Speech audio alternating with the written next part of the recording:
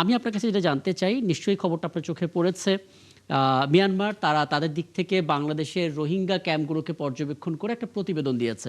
সেখানে তারা জাতিসংঘের যেই রিপোর্ট সেটাকে অস্বীকার করে নিজেরা বলেছে বাংলাদেশে অবস্থানরত 10 লাখ রোহিঙ্গার মধ্যে ম্যাক্সিমাম 3 লাখ বা তার আশেপাশে রাখাইনের বাসিন্দা, বাকি সবাই হচ্ছে বাঙালি। এটা জানার পর বাংলাদেশ আসলে মিয়ানমারের রাষ্ট্রদূত ইউ কিয়াওসো মোকে ইনভাইট করেছিলেন, ডেকেছিলেন, তীব্র আপত্তি জানিয়েছেন এবং বলেছেন বাংলাদেশের রিপোর্ট প্রত্যাখ্যান করে। এবং মিয়ানমারের রাষ্ট্রদূত তিনি কমিটমেন্ট করেছেন যে এই রিপোর্টটা বা বাংলাদেশ যা বলতে চায় সেটা তিনি তাদের দেশের প্রধানকে কনভে করবেন। এই হচ্ছে পরিস্থিতি। আপনার কাছে জানতে চাই, এতদিন পরে এসে যেখানে আমরা প্রত্যাবর্ষণ নিয়ে কথা বলবো, সেখানে আমরা বাঙালি রাখাইন এটা নিয়েই ডিবেট তৈরি করার চেষ্টা করছি। মিয়ানমারের মোটিভটা আসলে কি? ওরা কি চায় এদেরকে ফেরত নিতে, নাকি নানা অজুহাত তৈরির চেষ্টা? জি জি, আপনি মিয়ানমারের অ্যাপ্রোচটি, এটা স্বাধীনতা উত্তর মিয়ানমারের সরকারের যে অ্যাপ্রোচ, এই অ্যাপ্রোচটা অব্যাহত রেখেছে। জি এরা সবসময় এই আরাকানের রোহিঙ্গা মুসলমানদেরকে তারা একটা বাঙালি তকমা দেওয়ার চেষ্টা করছে প্রথম থেকে। জি 1962 সাল থেকে তারা এই প্রসেসটা শুরু করেছে। 1982 সালে মিয়ানমারের যে আইনটা ছিল, নাগরিকত্ব আইন, এই আইনের মাধ্যমে তারা আপনার মার্জিনালাইজেশন করেছে, অর্থাৎ রোহিঙ্গাদেরকে রাষ্ট্র থেকে রাষ্ট্রহীন যাত্রার মধ্যে তারা রোহিঙ্গাদেরকে নিয়ে এসছে, যে রোহিঙ্গারা আপনার মায়ানমারের বা আরাকানের নাগরিক নয়। এবং পরবর্তীতে এই এই সমস্ত বিষয়গুলোকে আপনার লেজিটিমাইজ করেছে বেশ কিছু কম্পোনেন্ট। একটি হলো মিলিটারি কম্পোনেন্ট, অর্থাৎ জি রাষ্ট্র ক্ষমতা যখন মিলিটারিরা আসে তখন সেখানে নামে বেনামে এই রোহিঙ্গাদের উপর আরাকানের তারা এক ধরনের সশস্ত্র অভিযান পরিচালনা করে এবং এথনিক ক্লিনসিং গুলা তারা চালায়। এবং দেখবেন যে বাংলাদেশের রোহিঙ্গা ইনফ্লাক্সটি 2017 সালের পর থেকে ব্যাপক পরিমাণে হয়েছে, কিন্তু এর আগে হয়েছিল। এবং প্রেসিডেন্ট জিয়াউর রহমানের সময়টাতে এই এখানে যদি একটু যুক্ত করে দেন, মানে যেখানে মিয়ানমার নিজেদের দিক থেকে তাদের দেশের সরকার এবং বিরোধী দল তো না, তারা তো বলে জান্তা সরকার এবং বিদ্রোহী গোষ্ঠী, তারা দুই পক্ষ নিজেদের মধ্যে আসলে একটা অসন্তোষ তৈরি করে বাংলাদেশে অবস্থান নিয়ে রাখাইনদেরকে তারা অস্বীকার করছে। তাহলে আমরা আসলে প্রত্যাবাসনের বিষয়টা কাদের সাথে কথা বলবো, ডিলটা করবো কি করে? This is very critical phase. Bangladesh একটা ক্রিটিক্যাল ফেজ অতিক্রম করছে। এখানে সবচেয়ে বড় বিষয়টা হলো বাংলাদেশের পক্ষে এবং রোহিঙ্গাদের পক্ষে জাতিসংঘ এবং আন্তর্জাতিক সংস্থাগুলো রয়েছে, কিন্তু বিশেষ করে আপনার মায়ানমার সরকার কিন্তু এই জাতিসত্তাকে তাদের নিজস্ব জাতিসত্তা হিসেবে মেনে নিচ্ছে না জি 1962 সাল থেকে।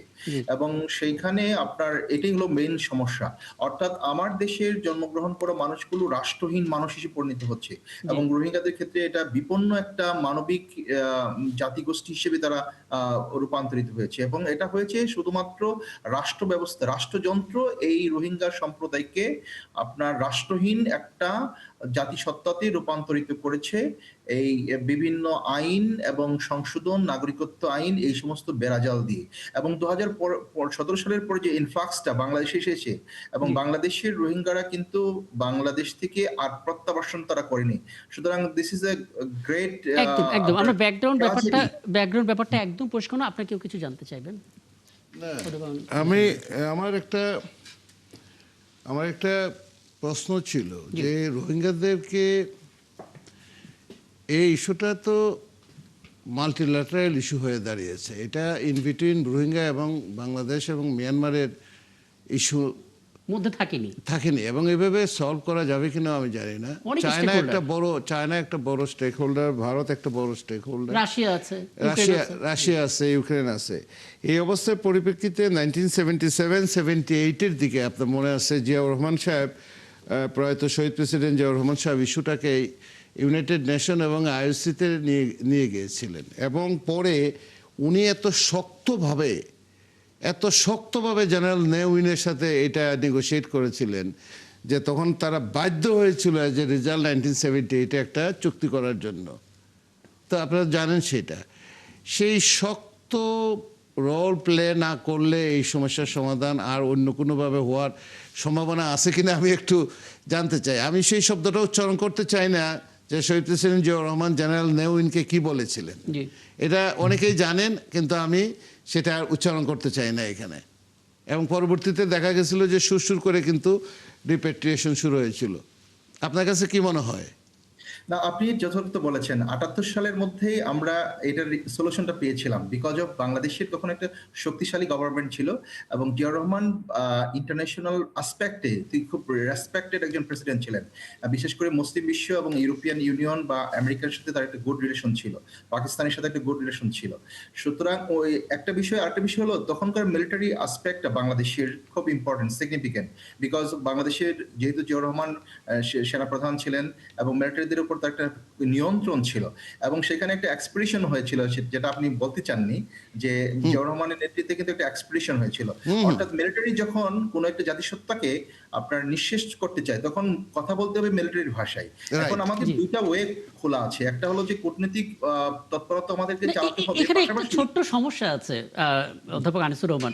মানে জি। শহীদ রাষ্ট্রপতি জিয়াউর রহমান যেভাবে ডিল করতে পেরেছিলেন, আমাদের প্রধানমন্ত্রী তারেক রহমান সেটা পারবেন কিনা? কারণ যাদের সাথে করবেন সে দেশটাই তো অস্থির এবং স্টেক হোল্ডারের সংখ্যাটা বেড়ে গেছে। সেই সময় যে প্রেক্ষাপট সেখানে খুব সহজভাবে রাষ্ট্রপতি জিয়াউর রহমান বলতে পেরেছিলেন, কারণ মিয়ানমারে তখন একটাই সরকার ছিল, কারণ তো জান্তা না, সরকার আর বিরোধী। তখন মিয়ানমারের সাথে আমাদের বাইলেটারাল ট্রেড খুব বেশি একটা ছিল না। এখন যেভাবে ট্রেড অনেক বেড়ে গেছে, অনেক কিছুর জন্য আমরা তাদের উপরে ডিপেন্ডেন্ট, অনেক কিছু তাদের কাছ থেকে আমরা ইম্পোর্ট করি এবং অন্যান্য রিজিওনাল পাওয়ার তার সাথে অ্যাড হয়ে গেছে। তারপরেও আমি মনে করি যে এটা যদি চায়নাকে ইনভলভ করা না যায়, মিলিটারি ভাষায় যদি কিছু কথাবার্তা না বলা যায়, তাহলে কি এটা সম্ভব এভাবে? আনিসুর রহমান। না, পসিবল? এটা আপনি খুবই যথার্থ বলেছেন। আমাদের যে স্ট্র্যাটেজিক লোকেশনটা আছে, এই লোকেশনে আমাদের মিলিটারি প্রেজেন্সটা কেমন এবং আমাদের এখানে কি ধরনের মিলিটারি ওয়েপন্স গুলো আছে, আমরা কি ধরনের প্রোটেকশন করছি, অর্থাৎ আমাদের বাউন্ডারি, ল্যান্ড বাউন্ডারি যেটা আছে এবং আমাদের সীমান্ত কতটা প্রোটেক্টেড, এবং আমরা সীমান্তের মধ্যে যখনই প্রোটেক্টেড একটা সীমান্ত তৈরি করতে পারবো এবং সেখানে ধরেন মডার্ন ওয়েপন সিস্টেম যেটা আছে, ড্রোন সিস্টেম আছে আপনার, যেটাকে সীমান্ত সুরক্ষার যে সমস্ত পলিসিগুলো ওয়েস্টার্ন ইউনিয়ন নিয়ে থাকে, শক্তিশালী রাষ্ট্রগুলো নেয়, সেটাকে যদি আমরা এস্টাবলিশ করতে পারি, অন্তত পক্ষে যে ধরনের তৎপরতা মিয়ানমার সেনাবাহিনী বা আরাকান আর্মি পরিচালনা করে সেটাকে যদি স্টপ করা যায়, that is a good sign. এবং মিয়ানমার সরকার যেই থাক না কেন বুঝতে পারবে যে বাংলাদেশ তার আগের অবস্থানে নাই, বাংলাদেশ একটা অবস্থান চেঞ্জ করেছে এবং সবসময় মিলিটারিদের সাথে কম্পেট করতে গেলে, মিলিটারি গভর্নমেন্টের সাথে কম্পেট করতে গেলে আমাদের একটা পাওয়ারফুল মিলিটারি স্ট্র্যাটেজি বুঝতে পারছি, একদম স্পষ্ট। আমি এই পর্যায়ে সুরক্ষণ করার জরুরি আর কি। হ্যাঁ, আমি এই পর্যায়ে একটু সরকার দলীয় সংসদ সদস্য কামরুজ্জামান রতন আপনার কাছ থেকে একটু জানতে চাই, কারণ এই ইস্যুটা নিয়ে কথা শুনতেই হবে। কারণ যতবার আসলে এই রোহিঙ্গা ইস্যু নিয়ে আমরা আলাপ করব, ততবার ওই সময়ে যে রুলিং পার্টি তার উপর দায়টা আসবে যে আপনারা আসলে নেগোসিয়েশন করতে পারছেন নানা কিছু। এখন প্রেক্ষাপট আপনি দেখলেন, খোদ মিয়ানমারই অস্বীকার করার চেষ্টা করছে। আমরা আসলে কোন পথে হাঁটবো? একটু আগে প্রফেসর আমানুল্লাহ বললেন অনেক স্টেক হোল্ডার। স্যার একটা জিনিস বলছিলেন, শক্তিশালী রিজিওনাল যে পাওয়ারটা, এটাকে প্রভাবিত করতে না পারলে, মানে ফোর্সিক্যালি যদি এই মায়ানমারকে যদি টুটি চেপে ধরা না যায়, Right. তারা ওরা বাউন্ড, মানে তারা এটা বাধ্য হবে না। যেটা শহীদ প্রেসিডেন্ট জিয়াউর রহমান জিয়াউর রহমান করেছিলেন। যেটা করেছিলেন। আর কাকে চেপবো? মানে না, junta by this Sarkar time, sir, নাকি বিরোধী দল, মানে আমরা তো জানি না না, আসলে। বাই দিস টাইমে কিন্তু বার্মার যে শক্তিটা, জি। সামরিক শক্তিটা, এটা বাংলাদেশের থেকে শুনেছি 5 গুণ বেশি। সুতরাং আর আমাদের দেশে অর্থনৈতিক ভিত্তি বা কোন ইস্যুতে এই দেশে কিন্তু যুদ্ধে জড়াবার মতো কিন্তু আমাদের পরিস্থিতি নাই। তা আমি একটা জিনিস, স্যার কি লাইনে আছেন? হ্যাঁ, অধ্যাপক আনিসুর রহমান আছেন। আমার একটা কৌতূহল, আমি শুনেছি, বাট এটার বাস্তবতা যেহেতু উনি আন্তর্জাতিক বিষয় ইয়েতে, হ্যাঁ, গত ফেসিস্ট সরকার জানতে যতগুলো চাচ্ছেন? অপকর্ম করেছে, হ্যাঁ ওনাকে আমি হ্যাঁ, প্রশ্ন অধ্যাপক করছি। আনিসুর রহমান শুনুন। Just জি। এটা আমার লেক অফ নলেজ আমি বলতে চাই, ওনার মাধ্যমে আমরা শুনেছি, সেটা হলো আন্তর্জাতিক পর্যায়ে ওনাদের বিশ্লেষণ বা খবরাখবর বেশি, তো যে গত ফেসিস্টের সময় যেই ধরনের অপকর্ম, গণতন্ত্র, মানুষবিহীন যে গণতন্ত্রের সংজ্ঞাটা আমরা দেখেছি, এবং আমরা তার ছোট বোনকে বলেছি যে মা বা বোন, এত লোককে তুমি খাওয়াচ্ছ, 5 লক্ষ লোককে তুমি খাওয়াতে পারবে না কেন? এটা বিহাইন্ড দ্য সিন ছিল। ওদের তো অনেক মানে অপকর্মের টাকা, নোবেল পুরস্কার পাওয়ার জন্য যে অর্থটা এই বিভিন্ন খাত থেকে সঞ্চিত টাকাটা নিয়ে ওরা নাকি ওইখানেও একটা পারচেস করে নোবেলটা কিনতে চেয়ে, অন্তত নোবেলটা যদি পেয়ে যেত সমস্ত অপকর্মগুলো ঢেকে পড়তো। এই ধরনের কোনো প্রচেষ্টা আসলে ছিল কিনা? এবং এটা একটু অ্যাড করে দেই সাথে, তৎকালীন সরকারের যে চুক্তিটা, সেই চুক্তিটা একটা বড় সমস্যা হয়ে দাঁড়িয়েছে। আমি জানি না কি বলবেন। এবং অনেককে এই কাজে মানে অ্যাসাইন করা হয়েছিল সরকারের তরফ থেকে, কি যারা বৈদেশে এই আওয়ামী লীগের স্পন্সর ছিল, তারা ওইখানে ঘুরে ঘুরে নাকি এটাকে মানে একটা নোবেলের মানে আমরা শুনি তাহলে অধ্যাপক আনিসুর রহমান। জি, যে আমাদের মাননীয় সংসদ সদস্য রতন ভাই যথার্থ বলেছেন, এবং এই বিষয়গুলো কিন্তু ইন্টারন্যাশনাল মিডিয়াতে এসেছে, বাংলাদেশের স্থানীয় মিডিয়াতে এসেছে, এবং এগুলো কিন্তু ফ্যাক্ট। অর্থাৎ রোহিঙ্গাকে পুঁজি করে গত ফ্যাসিস্ট সরকার কিন্তু অনেকগুলো কাজ করেছিল। আমি দেখেন, আপনার হলো যে বাংলাদেশের সামরিক বাহিনীকে কি ধরনের একটা আপনার আনস্টেবল একটা বাহিনীতে রূপান্তরিত করেছিল পিলখানা হত্যাকাণ্ডের মধ্য দিয়ে। পিলখানা হত্যাকাণ্ডের মধ্য দিয়ে বাংলাদেশের সেনাবাহিনীর ইতিহাসে আপনি দেখবেন যে প্রথম বিশ্বযুদ্ধে, দ্বিতীয় বিশ্বযুদ্ধেও একদিনে এই 56 জন সেনা কর্মকর্তাকে হত্যা করা হয়নি। তার মানে হচ্ছে যে এগুলো রাষ্ট্রের জন্য খুব থ্রেট। কারণ হলো আমাদের মিলিটারি উইংটাকে ডিস্ট্রয় করেছিল, সেনাবাহিনীকে পুরা মোরাল বিভিন্ন কাজে ব্যবহার করেছে, পুরা মোরালটা নষ্ট করে দেওয়া। প্রধানতম কাজ আমরা একেবারে শেষের দিকে আছি। জি, বলুন। সেনাবাহিনীর প্রধানতম কাজ হচ্ছে আমাদের ন্যাশনাল সিকিউরিটিকে এনশিওর করা, বর্ডার সিকিউরিটিকে এনশিওর করা। সেটাকে ব্যবহার না করে সেখানে যদি নোবেল প্রাপ্তির একটা বিষয় থাকে, সেটা অবশ্যই জাতির জন্য, রাষ্ট্রের জন্য অনেক বেশি পরিমাণে হুমকি এবং অনেক বেশি পরিমাণে পীড়াদায়ক, এবং যেটা আমরা দেখেছি। এবং আসলেই এই ইন্টারন্যাশনাল মিডিয়া এবং বাংলাদেশের যে স্থানীয় যে মিডিয়াগুলো আছে, এটার মাধ্যমে এই বিষয়গুলো কিন্তু স্পষ্ট হয়েছে, এবং এটা একটা ফ্যাক্ট। এটা একটা ফ্যাক্ট। সবশেষ মন্তব্যটা আপনার নিয়ে। না, আমি যে কথাটা বলছিলাম যে চুক্তিটা এই আওয়ামী লীগ সরকারের সময় মায়ানমারের সাথে হঠাৎ করে করা হয়, সেই চুক্তিটাও কিন্তু একটা মানে সমস্যা হয়ে দাঁড়িয়েছে বলে অনেকে মনে করছেন। আপনি কি মনে করেন? না, হ্যাঁ, এই চুক্তিগুলো শুধুমাত্র মিয়ানমারের সাথে না, ইন্ডিয়ার সাথে যে সমস্ত চুক্তিগুলো হয়েছিল, এবং পরবর্তীতে ইউনিট সরকারের সময় মার্কিন যুক্তরাষ্ট্রের সাথে যে সমস্ত চুক্তিগুলো হয়েছিল, দেখুন বাংলাদেশে যখনই একটি গণতান্ত্রিক রাষ্ট্র এবং গণতান্ত্রিক সরকার, যেটা সুষ্ঠু ভোটের মাধ্যমে নির্বাচিত সরকার যারা প্রতিষ্ঠিত হয়েছিল, ওই সরকারের ফরেন পলিসি বা ওই সরকারের সাথে আপনার দ্বিপাক্ষিক রাষ্ট্রীয় সম্পর্ক ছিল খুব স্ট্যান্ডার্ড। আচ্ছা, আমরা এখন আলাপ কিন্তু শেষ করব। আপনি শুধু মাত্র এখানে অধ্যাপক আনিসুর রহমান একটা সমাধান আপনি আমাদেরকে দিয়ে আলোচনা শেষ করব। এই মুহূর্তে আমাদের করণীয়টা কি? মিয়ানমার একটা সরকার দেশ চালাচ্ছে না, এটা কনফার্ম।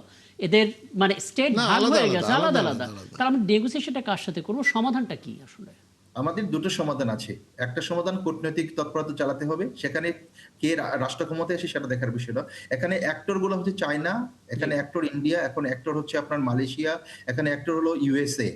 সুতরাং এই সমস্ত বিগ কান্ট্রিগুলোর সাথে আমাদের ডিলিংসটা কেমন হবে, এবং ইউএন এর সাথে ডিলিংস, ইউরোপীয় ইউনিয়নের সাথে ডিলিংস কেমন হবে, ওআইসি রাষ্ট্রগুলোর সাথে ডিলিংস কেমন হবে রোহিঙ্গা প্রশ্নে, এটা রাষ্ট্রকে সিদ্ধান্ত নিতে হবে। সেকেন্ডলি, এই আপনার আমাদের পূর্ব সীমান্তের মধ্যে আমাদের বর্ডার সিকিউরিটি সিস্টেমটাকে আমাদের ইনক্রিজ করতে হবে। মিলিটারিদেরকে আপনার হলো অনেক স্ট্র্যাটেজিক স্টেপ নিতে হবে, যেটা করে রোহিঙ্গাদের এই বিষয়গুলো সমাধানের জন্য অনেকটা আপনার অনুঘটক হিসেবে কাজ করবে। সুতরাং আমি দুইটা বলছি, একটা ডিপ্লোম্যাটিক এবং আরেকটা হচ্ছে আপনার military presence in the eastern border. আমি লাস্ট কথাটা বলি, তারপর প্রথমে হয়তো শেষ করবেন। যে যতগুলা বিবদমান গ্রুপ আছে মিয়ানমারে, বর্তমান সরকার থেকে ধরে একদম সব জায়গাতে যারা যারা আছে, এদের উপরে কোনো না কোনো ভাবে চায়নার একটা প্রভাব আছে। যারা সরকারে আছে তারাও, যারা রাখাইনে আছে তারা, সবার সাথে এক ধরনের আমার এই যে একটা নিউজ শুরু হয়ে যাবে ওই জায়গাটাতে চায়নাকে কিভাবে ইনভলভ করা যায়। আর শহীদ প্রেসিডেন্ট জিয়াউর রহমান সাহেব যে স্ট্র্যাটেজি নিয়ে এগিয়েছিলেন 77-78-এ, ওই লাইনে হাঁটতে হবে। বাংলাদেশকে যে মোড়লরা কবজায় রাখতে চায়, তারা যদি আমাদের প্রতি একটা বদান্যতা না দেখায়, এবং তারা যদি ফোর্সিক্যালি এই মায়ানমারকে যে কোনো আঙ্গিকে, সেটা রাখাইন হোক, যে কোনো ফোর্সকেই যদি তাদেরকে মানে একটা ডাইরেক্ট ঘাড়ে ধরতে হবে, যেটা এটা এখান থেকে সরাও, এই ধরনের কোনো প্রচেষ্টাকে যদি আমরা বাধ্য করতে না পারি, যেটা তারেক রহমান ইতিমধ্যে যে ইনিশিয়েট করেছেন। একদম, তার মানে যে বার্তাটা আমরা দিচ্ছি, ভারতের সাথে আমরা চোখে চোখ রেখে ন্যায্যতার ভিত্তিতে কথা বলছি, চীন মালয়েশিয়ার সঙ্গে সবাইকে আমরা জানিয়েছি, সেম কাজটা এখানে করতে হবে। অনেক ধন্যবাদ, কৃতজ্ঞতা, এবং আমার হাতে সময় থাকলে আলাপটা দীর্ঘ করতাম। সবাইকে ধন্যবাদ, এবং দর্শক আপনাদেরকে ধন্যবাদ।